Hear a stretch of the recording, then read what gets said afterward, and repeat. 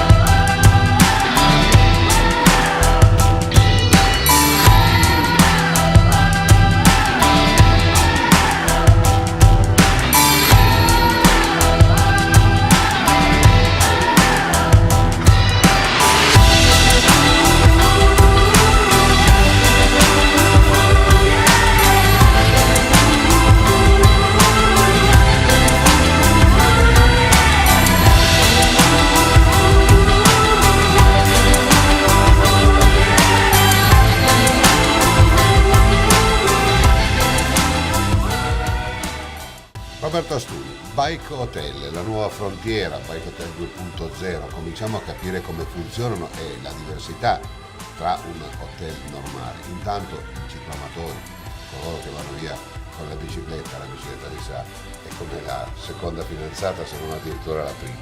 Ecco, la sicurezza. La sicurezza intanto è uno proprio degli aspetti fondamentali per il cicloturista.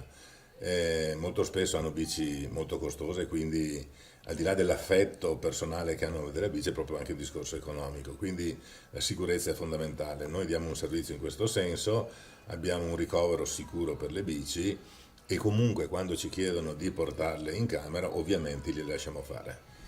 Bike Hotel si dice tanto e dice poco, nel senso che basta mettere un rubinetto dell'acqua e uno può dire vabbè, sono Bike Hotel. Ci sono delle caratteristiche che differenziano chiaramente il servizio che si dà ai bike hotel, senza nulla trascendere sul fatto che poi il cliente normale può trovare gli stessi servizi che trova in qualsiasi altro albergo. Certo, allora io farei prima un distinguo. Il cicloturista è un cliente normale, come qualsiasi altro turista, e come qualsiasi turista va trattato in quel modo, quindi riempiendolo di coccole. Poi ci sono dei servizi che gli sono congeniali, quindi servizi legati al mondo della bici. Ci sono alcuni, ripeto, obbligatori, questo è proprio il minimo sindacale, quindi che riguarda la sicurezza della bici. Poi quei piccoli servizi che servono ad aiutarlo, ad esempio con una semplice piccole attrezzature per le riparazioni, poi quelli più evoluti insomma riescono addirittura a dare anche dei servizi legati al nutrimento di questi sportivi, quindi gli integratori, queste robe qua eccetera. Noi in tanti anni ci siamo evoluti veramente in modo importante, tanto che lo scorso anno il Touring Club, quindi un premio di quelli veri, insomma ci ha decretato miglior bike hotel del nord Italia. Ma questo perché? Perché la reputazione che abbiamo su internet ovviamente è molto buona. I clienti trovano le aspettative insomma, che raccontiamo, e quindi molto spesso fanno queste ottime recensioni che ci portano ad avere questi importanti consensi. Ci sono tanti servizi che a mio avviso sono quasi insomma, del tutto obbligatori. Ad esempio il lavaggio della biancheria, un cicloturista di giorno suda, quindi la sera ha bisogno di lavare la biancheria sportiva e noi diamo questo servizio. Noi abbiamo una vera stazione di gonfiaggio, è vero che basterebbe anche una pompa, però con una stazione di gonfiaggio dove uno può anche lavare poi la bici in modo importante, insomma dà una certa connotazione poi al bike hotel. Tutto questo in una formula, diciamo così, di servizio. Dal primo episodio di Easy Ride abbiamo sottolineato questa pista della destra Brenta e sinistra Brenta che non dovrebbe escludere nessuno, ahimè frazionata, ma qualcosa si può fare anche per quanto riguarda il trasporto su ferro. Ecco, questo potrebbe essere anche una chance importante, non soltanto per decretare una leadership a livello veramente mondiale, ma questi servizi possono ampliare notevolmente quello che è il prodotto interno lordo. Allora, sicuramente sì, soprattutto nelle nostre zone l'economia turistica sta avendo una valenza sempre più importante, e quella legata al cicloturismo ovviamente sta crescendo veramente a due numeri, insomma, quindi bene. È logico che ci sono servizi che possono dare gli operatori e servizi che devono dare le amministrazioni e le autorità locali.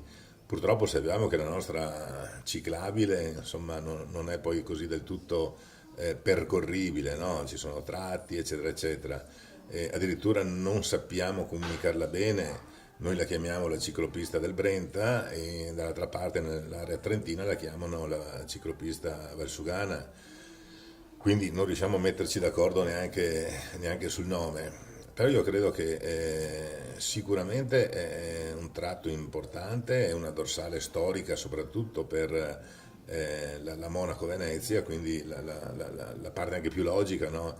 Il passaggio più giusto. Poi teniamo in mente che ciclopista vuol dire è una pista che mette in connessione due o più punti.